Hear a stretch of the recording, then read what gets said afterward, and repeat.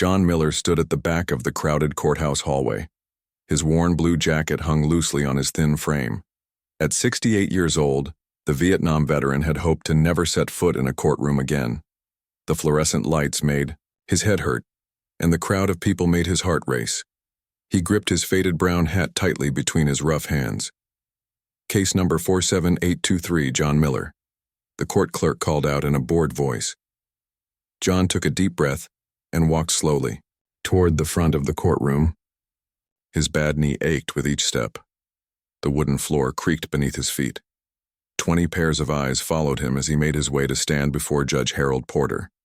Judge Porter was a man who took pride in running an efficient courtroom.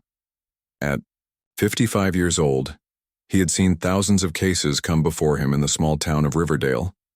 Today he had already handled 37 cases, and it was only 11:30 in the morning.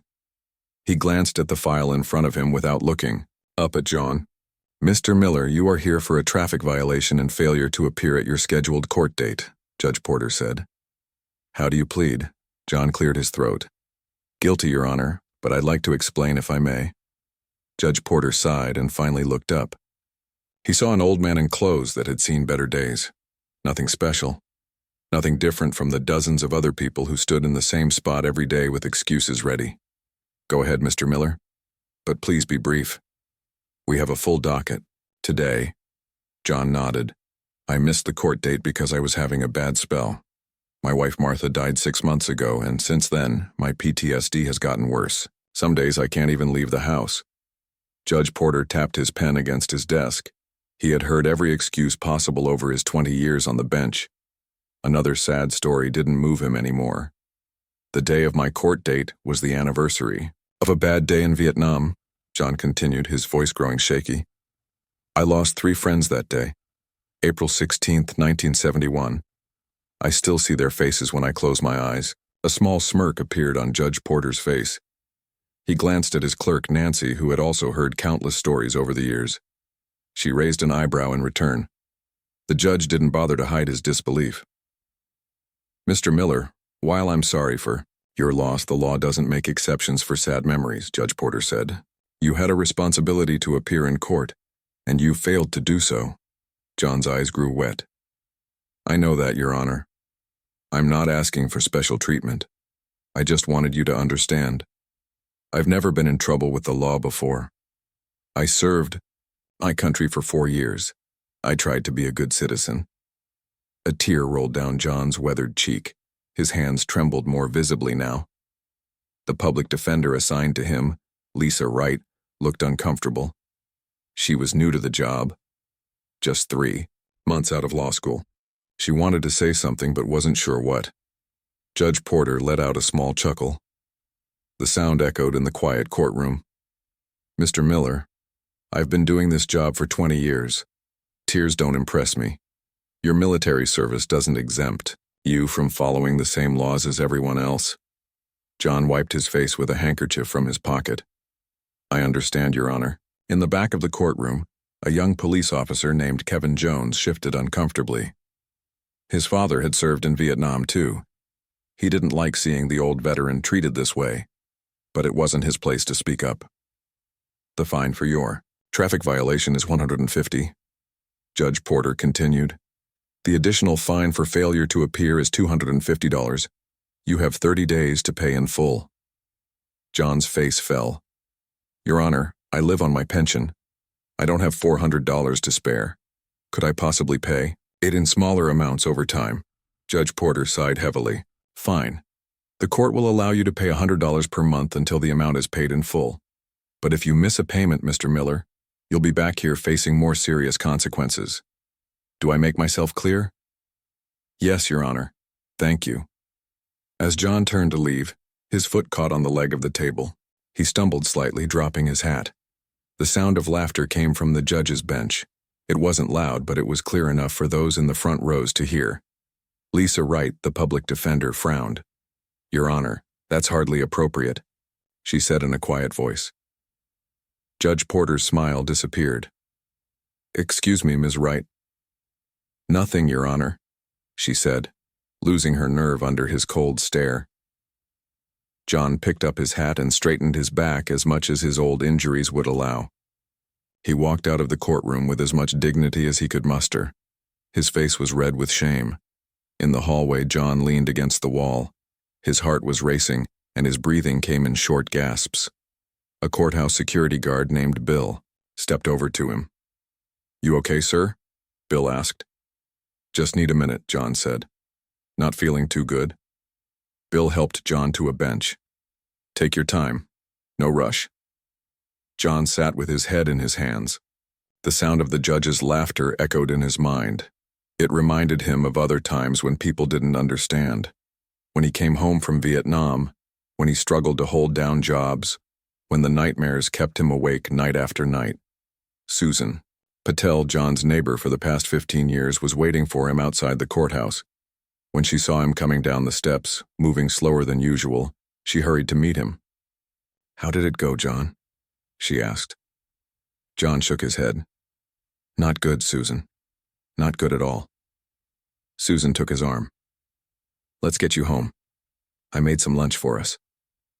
As they walked to her car, John told her what had happened in the courtroom. Susan's face grew darker with each detail. "That's not right, John," she said firmly. "A judge shouldn't act that way." "It doesn't matter," John said. "It's over now." But Susan wasn't satisfied. When they got to John's small house, she helped him inside and made sure he was comfortable. Then she made a phone call. "Eric, it's Susan Patel, your grandfather's neighbor. Something happened today that you should know about." Eric Miller was John's grandson. At 32 years old, he was a staff sergeant in the Army, recently returned from his 3rd deployment overseas. He listened carefully as Susan explained what had happened in the courtroom.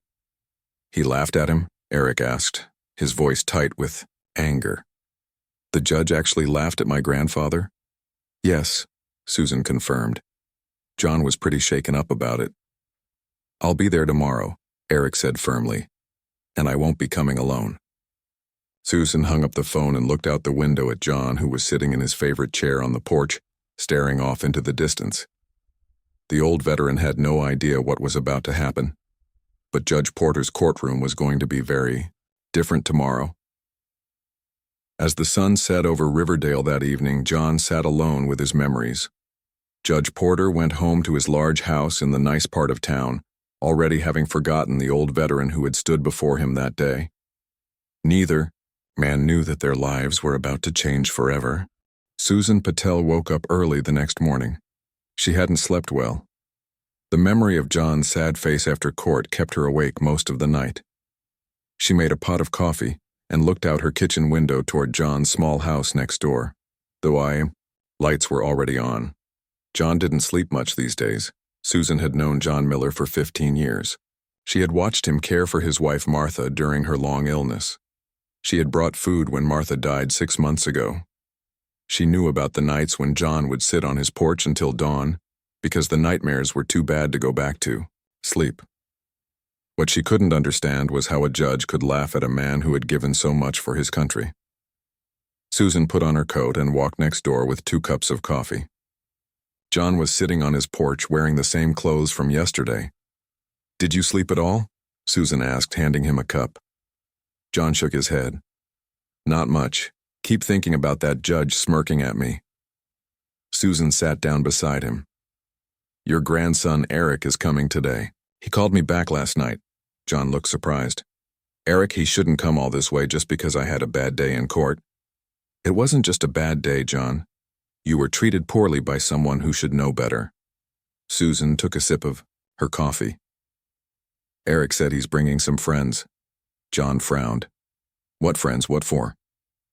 "He didn't say exactly. Just that you shouldn't worry about it." Across town, Judge Harold Porter started his morning routine. He ate breakfast, read the newspaper, and kissed his wife goodbye. As he drove to the courthouse, he thought about the day ahead. Another busy docket. More of the same cases.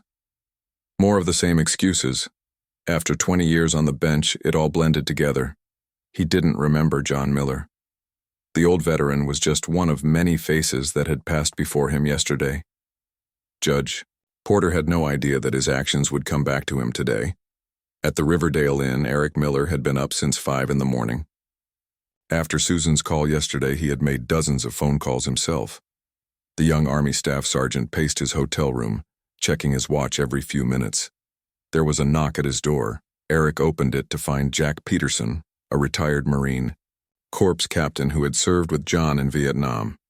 At 70 years old, Jack still stood straight and tall. His white hair was cut short, and he wore his dress uniform with all his medals. The two men shook hands. "Thanks for coming, sir," Eric said. "When you told me what happened to your grandfather, I couldn't stay away," Jack replied. "I called some of the others from our unit. They're on their way too.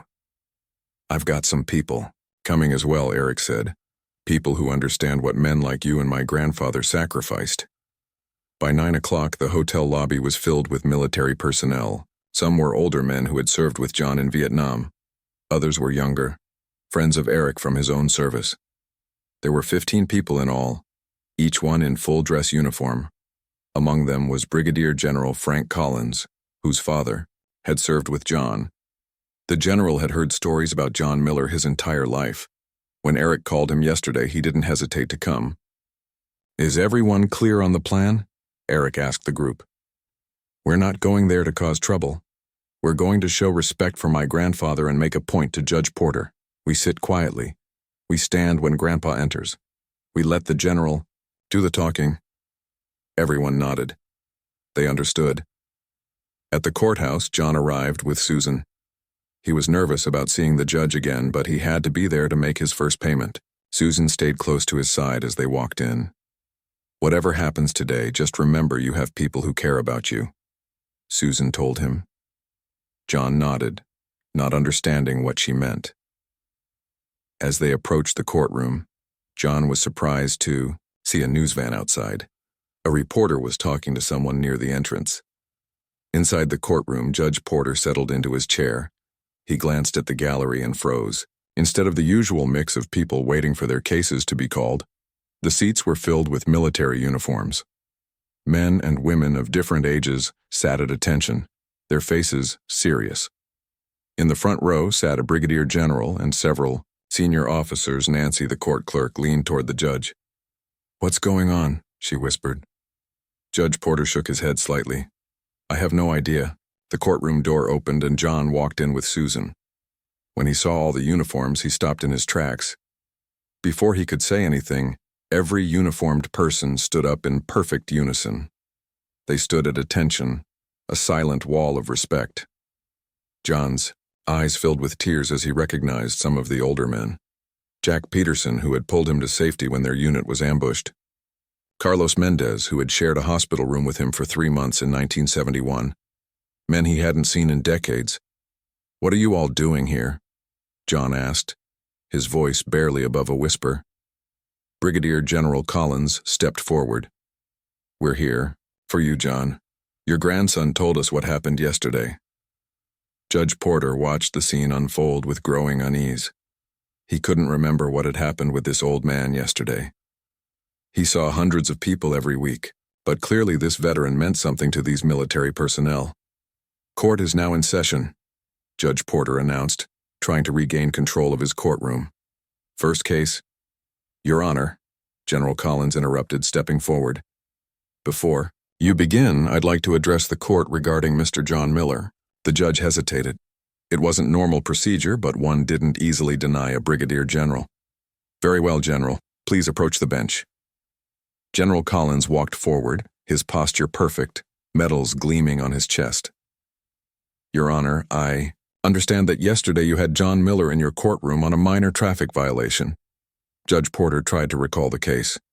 Slowly, the memory came back. The old veteran with the trembling hands, the tears, the chuckle he had let slip. "I recall the case, yes," the judge said carefully.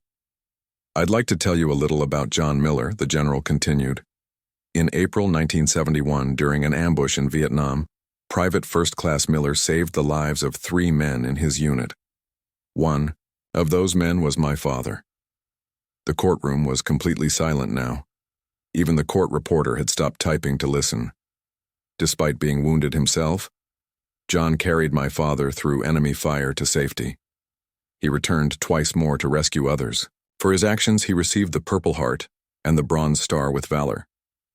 The men he served with never forgot what he did that day. Judge Porter's face had gone pale. He looked at John, who stood quietly near the back of the courtroom, surrounded by his brothers in arms. "Yesterday," the general said, his voice growing harder, "this decorated veteran stood before you. He explained that he missed his court date because he was suffering from PTSD triggered by the anniversary of that battle. And according to multiple witnesses, Your Honor, you laughed at him." The judge opened his mouth to speak, but no words came out. "I think we would all appreciate an explanation," General Collins finished. Every eye in the courtroom turned to Judge Porter. The man who had been so confident yesterday now looked small behind his bench. In the back of the courtroom, Susan squeezed John's hand. Eric stood on his other side, his face full of pride for his grandfather. The old veteran stood taller now, surrounded by people who understood his sacrifice, who saw his worth. Judge Porter knew that what happened next would define the rest of his career, and he had no idea how to make this right. Judge Porter felt the weight of every eye in the courtroom. His mouth was dry. The silence stretched uncomfortably as everyone waited for his response. He had faced angry attorneys, upset defendants, and even death threats during his 20 years on the bench. But he had never faced anything like this. A courtroom filled with military personnel standing at attention, waiting for him to explain why he had laughed at one of their own. "General Collins," Judge Porter finally said, his voice not as steady as usual. "Perhaps we should discuss this matter in my chambers." "With all due respect, Your Honor," General Collins replied, "what happened yesterday happened in open court. I believe the response should also be in open court." A murmur of agreement ran through the uniformed observers. Judge Porter looked past the general to where John Miller stood. The old veteran looked different today. Yesterday he had seemed small, hunched over with shame. Today, surrounded by his brothers and sisters in arms, he stood straighter. There was dignity in his stance that the judge had failed to see before. "Mr. Miller," Judge Porter said, addressing John directly, "would you approach the bench, please?" John walked slowly to stand before the judge. Eric moved to follow his grandfather, but Jack Peterson put a hand on the young man's shoulder. "Let him do this part alone," Jack whispered.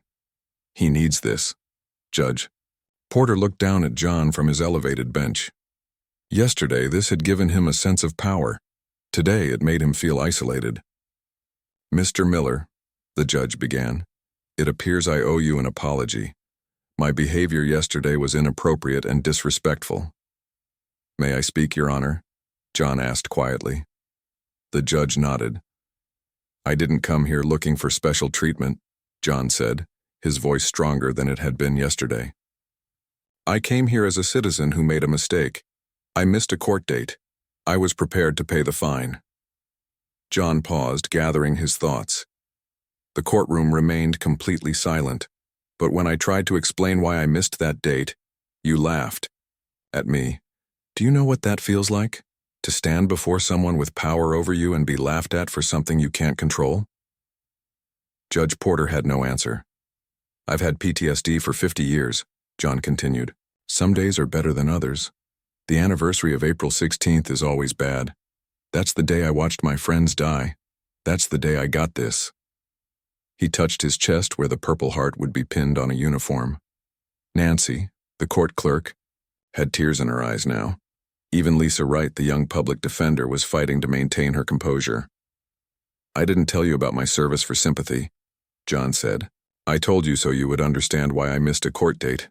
That's all." General Collins stepped forward again. "Your Honor, if I may add something?" The judge nodded, grateful for the interruption. Men like John Miller came home from Vietnam, to a country that often treated them with disrespect or indifference, the general said. They didn't get parades. Many didn't get proper medical care for their physical and mental wounds, but they still continued to serve their communities in other ways. The general turned to face the gallery. "Ms. Patel, would you please stand?" Susan stood up, surprised to be called on. "Ms. Patel, how long have you known John Miller?" "General," Collins asked. 15 years. Susan replied. "We've been neighbors since I moved to Riverdale." "And in that time, what kind of neighbor has he been?" Susan smiled at John. "The best. When my husband died 7 years ago, John and Martha brought me food every day for weeks. When I had surgery last year, John mowed my lawn all summer. He never asks for anything in return." "Thank you," the general said. "Mr. Jones, would you stand?" Kevin Jones, the young police officer who had been uncomfortable during yesterday's proceedings, stood up from his seat near the back. "Officer Jones, you've had professional contact with Mr. Miller, correct?" "Yes, sir," Kevin replied. "Mr. Miller runs a support group for veterans at the community center. I've referred several veterans to his group over the years." "And what does this group do?" the general asked. "They meet weekly to talk about their experiences. They help each other with VA paperwork. They visit veterans in the hospital. Mr. Miller also organized a program that helps homeless veterans find housing and jobs." As Officer Jones sat down, another man stood up without being called on. He was in his 30s, wearing civilian clothes but with a military bearing. "Your Honor, my name is Paul Green. I'm not in uniform today because I work construction now, but I served in Afghanistan. When I came home in 2010, I couldn't adjust. I lost my job, my wife, almost lost my life to drinking." Paul's voice shook slightly as he continued. "One night, I was at my lowest point. I had a gun. I was ready to end it all. Then someone knocked on my door. It was John Miller." John looked down at his shoes, uncomfortable with the attention. "I had never met him before," Paul continued, "but the VA had given him my name as a vet in crisis. He sat with me all night. He talked me through it. He got me into his support group.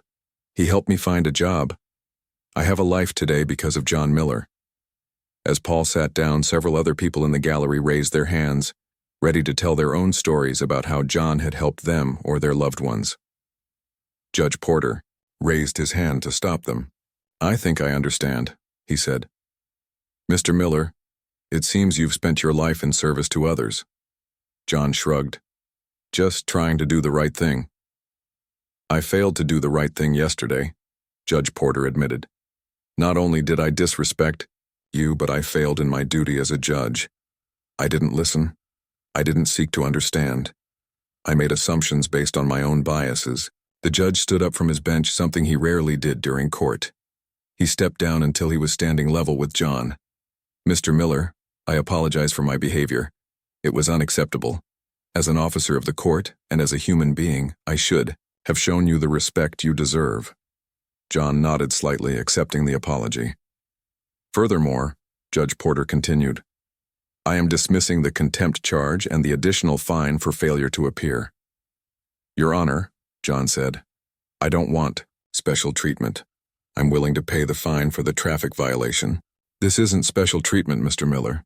This is me recognizing that there were extenuating circumstances that I failed to consider yesterday. The original fine of $150 stands, but I'm waiving the additional penalties." General Collins looked satisfied with this outcome. "Thank you, Your Honor. I believe that's fair." As John turned to go back to his seat, Judge Porter spoke again. "Mr. Miller, one more thing." John turned back. "I would be honored if you would consider helping the court establish a better system for handling cases involving veterans," the judge said. "It's clear to me now that we need one." John looked surprised. "What do you mean?" "A veterans treatment court," Judge Porter explained. "A specialized docket for veterans dealing with issues related to their service. Many jurisdictions have them. Riverdale should too." For the first time since he'd entered the courtroom, John smiled. "I'd be happy to help with that, Your Honor." The tension in the courtroom finally broke. The military personnel relaxed their formal stances. Conversations started up around the room.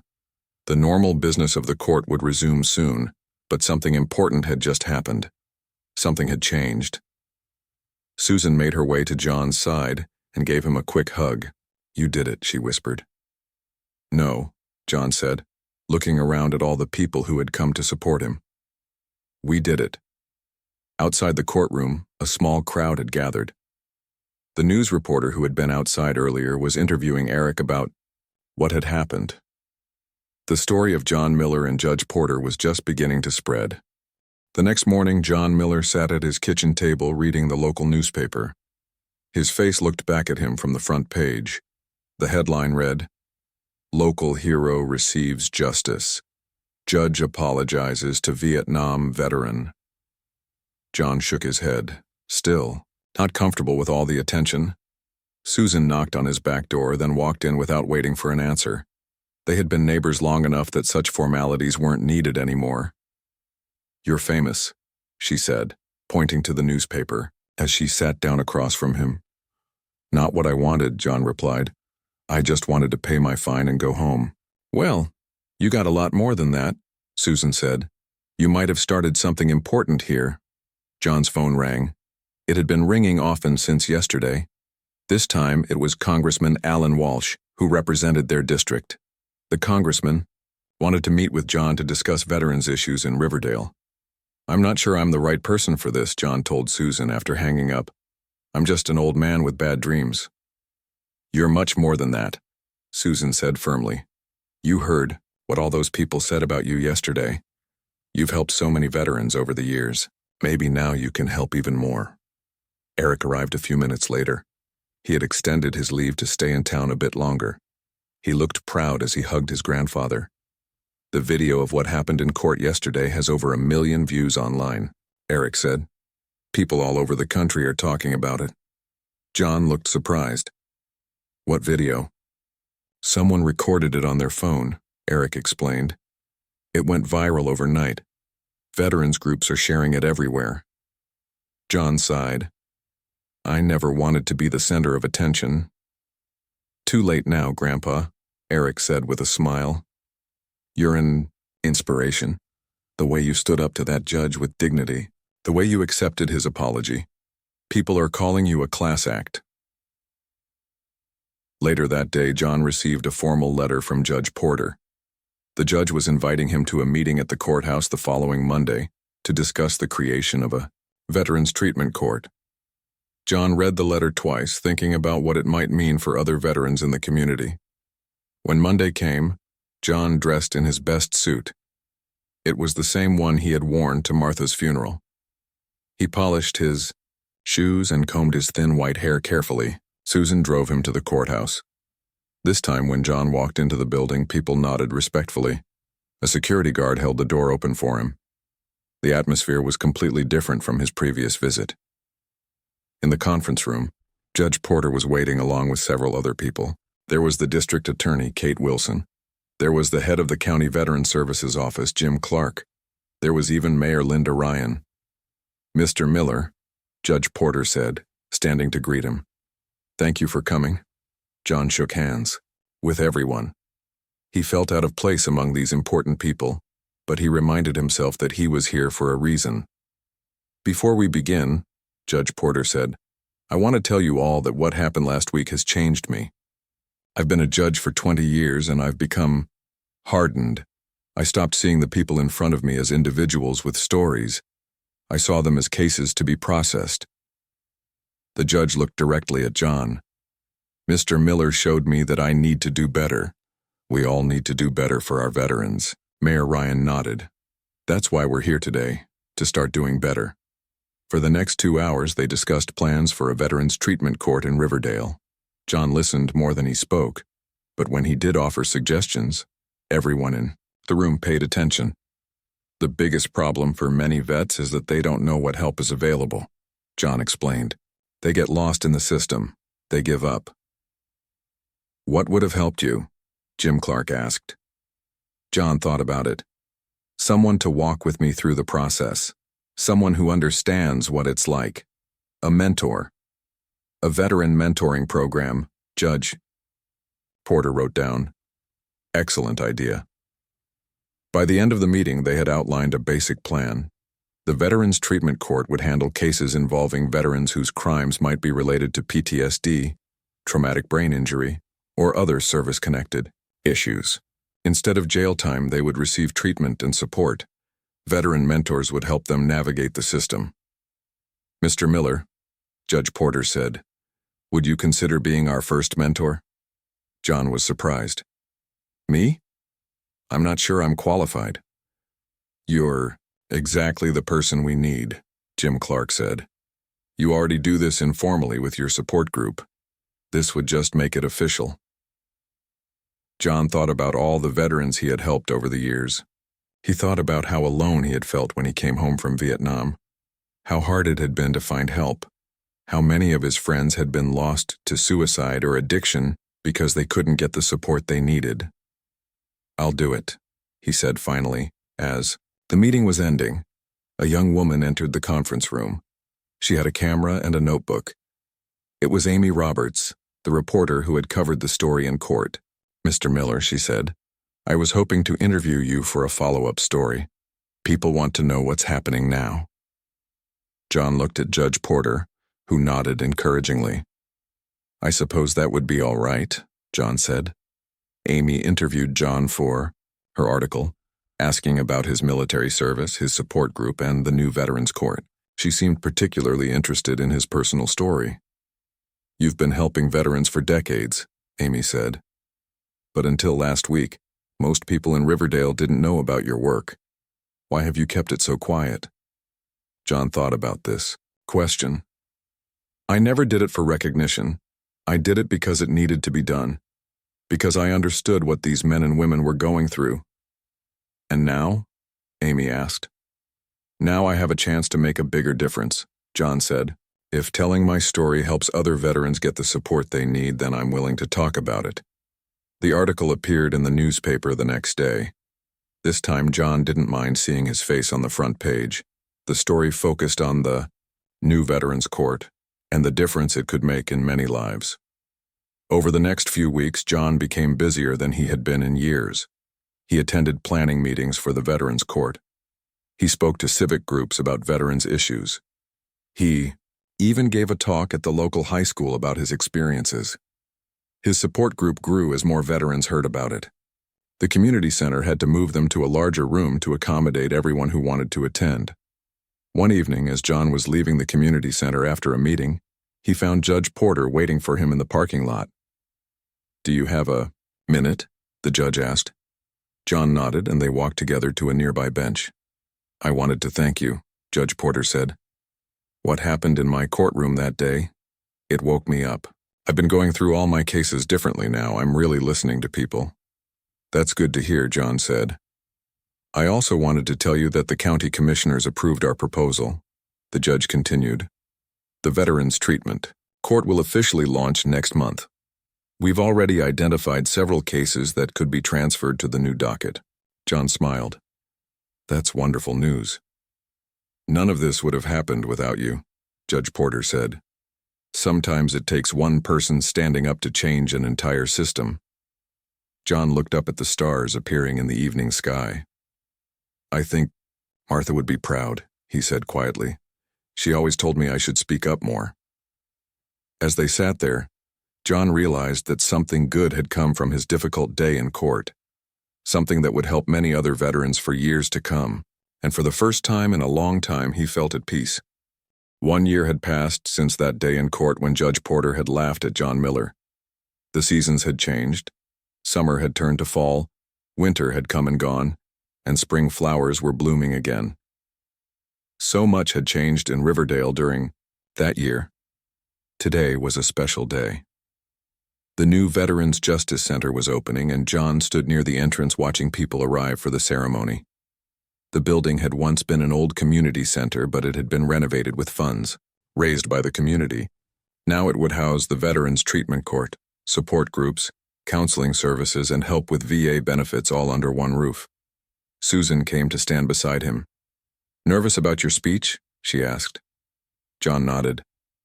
Never been much of a public speaker. Just speak from the heart, Susan said. That's what you always do. More people were arriving now. Eric was there in his uniform, having flown in from his new posting in Texas. General Collins had come back to Riverdale for the occasion. Even Jack Peterson and some of the other men from John's old unit were there, sitting in chairs near the front. At exactly 10 o'clock, Mayor Ryan stepped up to the podium. Ladies and gentlemen, thank you for coming today to celebrate the opening of the Riverdale Veterans Justice Center. A year ago, none of us imagined we would be here today. But sometimes the most important changes begin with a single moment. The mayor spoke about the journey that had led to this day. She talked about the community coming together to support veterans. She thanked the many people who had donated money, time, and skills to make the center a reality. And now, Mayor Ryan said, I would like to invite Judge Harold Porter to say a few words. Judge Porter approached the podium. He looked different than he had a year ago. There was a humility in his face that hadn't been there before. Thank you. You, Mayor Ryan, the judge began. A year ago, I made a mistake that I'm not proud of. I disrespected a man who deserved better. A man who had served his country with honor and continued to serve his community for decades after. Judge Porter looked directly at John. That mistake changed me. It changed how I approach my work as a judge. It changed how I see the people who come before me in court. The judge went on to explain how the Veterans Treatment Court had already helped dozens of veterans over the past year. How men and women who might have gone to jail were instead getting the treatment and support they needed. How lives were being rebuilt and families reunited. None of this would have happened without John Miller, Judge Porter said. Sometimes the most unlikely teachers are the ones who teach us the most important lessons. As the judge returned to his seat, Amy Roberts from the local newspaper leaned over to whisper to John. Your story inspired veterans courts in 3 other counties, she told him. They all used Riverdale as their model. John was surprised. He had no idea his story had spread so far. Mayor Ryan returned to the podium. And now I'd like to invite John Miller to come up and cut the ribbon for our new Veterans Justice Center. The crowd applauded as John made his way to the front. Susan gave him an encouraging smile. Eric stood tall and proud, watching his grandfather. As John reached the podium, Mayor Ryan handed him a large pair of scissors. Before you cut the ribbon, Mr. Miller, would you like to say a few words? John hadn't prepared a speech. He looked out at all the faces watching him. He saw veterans he had helped over the years. He saw community leaders who had supported the center. He saw his grandson and his friends. I'm not good with fancy words, John began, his voice a bit shaky. But I want to thank everyone who made this day possible. When I came home from Vietnam 50 years ago, there wasn't much help for veterans like me. Many of us struggled alone. Too many of my friends didn't make it. John paused, gathering his thoughts. This center means that no veteran in Riverdale will have to struggle alone anymore. It means that someone will listen, someone will understand, someone will care. He looked at Judge Porter. A year ago, I stood in a courtroom feeling small and ashamed. Today I stand here feeling proud of what we've all accomplished together. John turned to the ribbon stretched across the entrance to the center. With a steady hand, he cut it. The crowd cheered and applauded. As people began to move inside to tour the new facility, John found himself face to face with Judge Porter. Mr. Miller, the judge said, extending his hand. I can never fully apologize for how I treated you that day. John shook the judge's hand. You've done more than apologize. You've helped create something that will make a real difference. Judge Porter nodded. I've learned a lot from you this past year. About dignity, about service, about forgiveness. We've all learned from each other, John said. Inside the center, people were exploring the different rooms. There was a large meeting space for support groups. There were private offices for counseling. There was a computer lab where veterans could search for jobs or file VA claims. There was even a small library with resources on PTSD and other issues facing veterans. John's favorite room was the one they had named Martha's Kitchen. It had a big table where people could sit together, a coffee maker that was always on, and comfortable chairs where veterans could talk informally. It reminded him of his own kitchen, where he and Martha had welcomed so many troubled veterans over the years. Susan found John sitting alone in Martha's kitchen. What do you think she would say about all this? She asked. John smiled. She'd say it's about time, and then she'd start making sandwiches for everyone.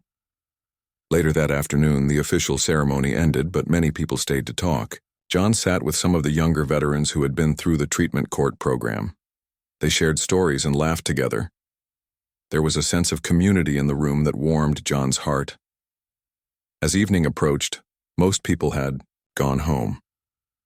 John walked through the quiet building, turning off lights and making sure everything was in order. He paused at a wall near the entrance where they had hung photos of local veterans from different eras. His own photo was there, along with a small plaque that read, "In honor of John Miller, whose courage inspired this center." John touched the plaque gently. He thought about the long journey that had brought him here. From the jungles of Vietnam to a courtroom where he had been laughed at. From shame to pride. From isolation to community. Eric found him there looking at the photos. "Ready to go, Grandpa?" "I thought we could stop for dinner on the way home." John nodded, just taking it all in. As they walked to the car, John looked back at the building. The sign above the door read, "Riverdale Veterans Justice Center, no one left behind." "You know what the best part is?" John said to his grandson. "What's that?" Eric asked. "That young man who was in trouble last month, the one who served in Afghanistan, he's going to be okay now. He's got help. He's got people who understand. That's worth more than any ribbon cutting or fancy speech." Eric put his arm around his grandfather's shoulders. "You did that, Grandpa. You made it happen." John shook his head. "We all did it together. That's how the best things always happen." As they drove away from the center, John felt a sense of peace that had been rare in his life. The nightmares would never completely go away. The memories would always be there. But now there was something else too. A legacy of hope, a community of support, a promise that no veteran in Riverdale would ever have to stand alone again. What had begun with a judge's thoughtless chuckle had ended with something beautiful. Sometimes, John thought, the worst moments in our lives can lead to the best changes. Sometimes being knocked down is just the beginning of standing up stronger than before.